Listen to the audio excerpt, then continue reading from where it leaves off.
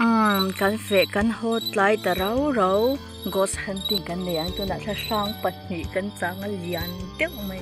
an lo chwa kan ring dewa kan changa ni so lai de ve so lung le ni so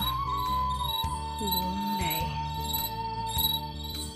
tha sang dak thei deuh an ron chuak thin an tia kan lo changa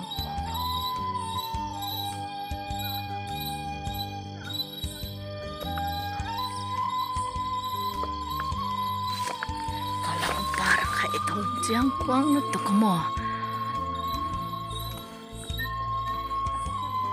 bây giờ nó trong bờ anh đắc thầy tôi nó mồi hay bà đi chú thà sang đắc thầy anh thì chỉ cả nè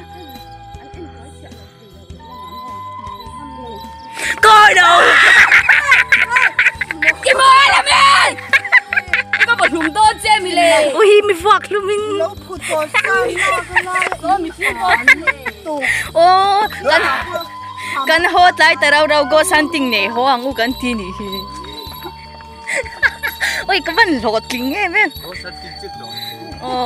go santing zong zong a lot king ber he gan tha sang pani pon lung oi lo ang kal nul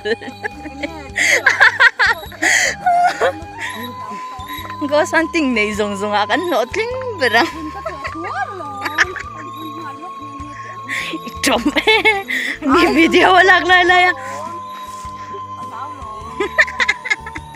bố bố nu khác khơi là hơi tệ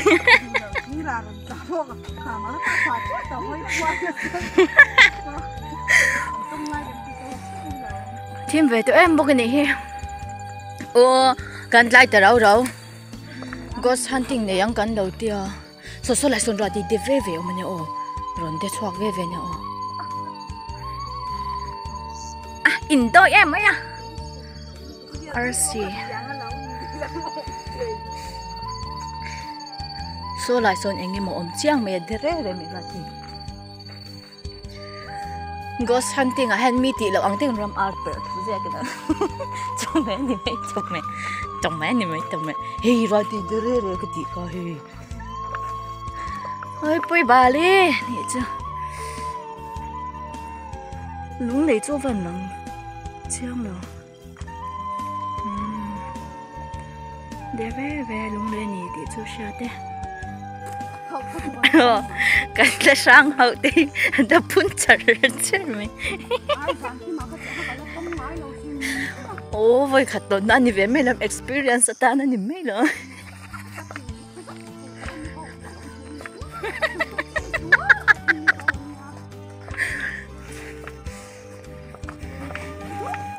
rồi thì dán mua po phun nó sát rình khó bằng phun mày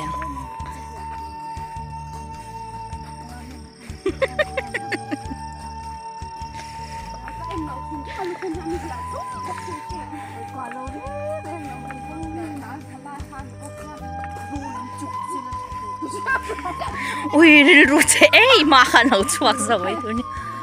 cái cần lên cho cái em về bọc á